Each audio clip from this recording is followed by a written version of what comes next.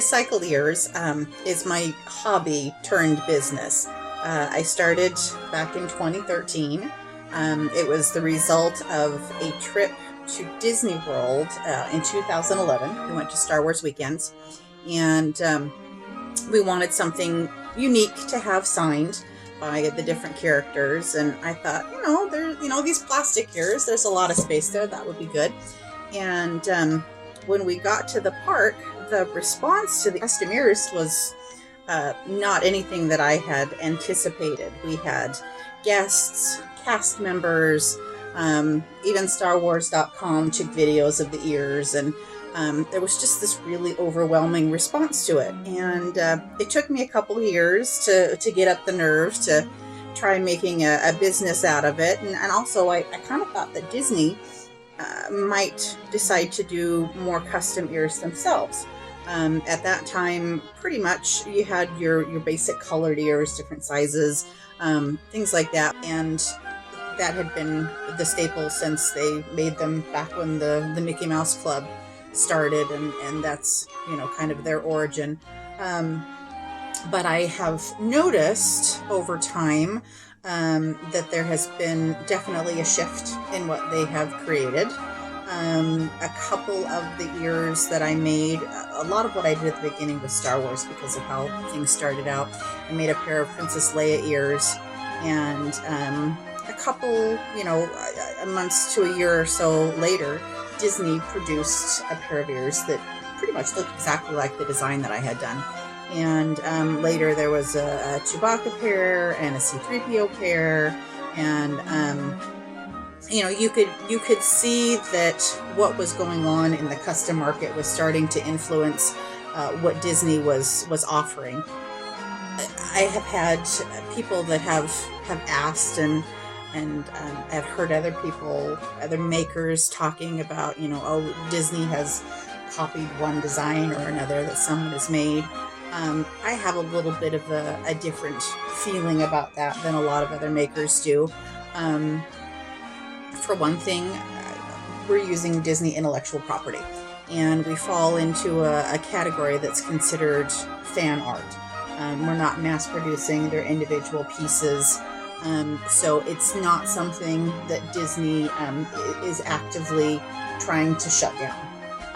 So I kind of look at it as Disney has allowed me to use their intellectual property to, make something that I love, and I get to do this.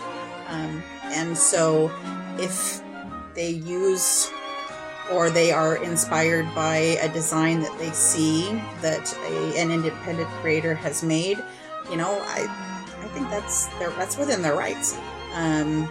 So to me, I see it as a trade-off. It's beneficial to both.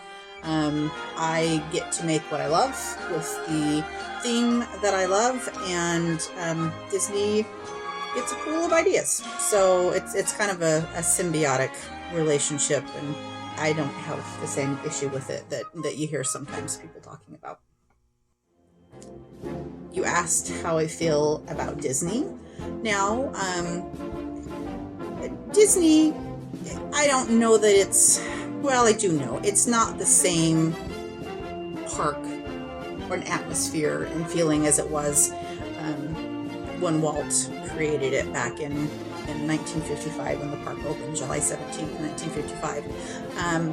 But I believe that the magic is still there. And I think that for people like myself, that their passion is Disney. Their passion is creating magic for families, and being a part of that. I think that while the overall dynamic of the park and maybe some of the priorities have changed, I think that there is a real opportunity to keep the original magic of Walt Disney alive. And I think that it's important that when we have the opportunity to do that, we try to represent that as well as we possibly can.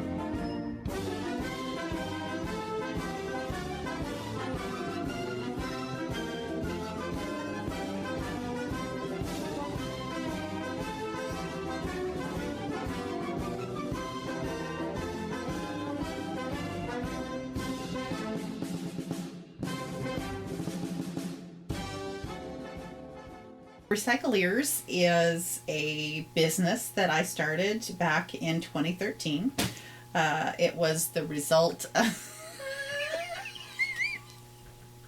You're so freaking cute.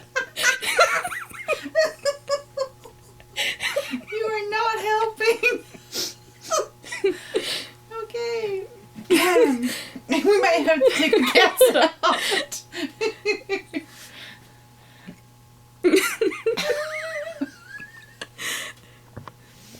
And that's why we can't concentrate. Oh my gosh, oops.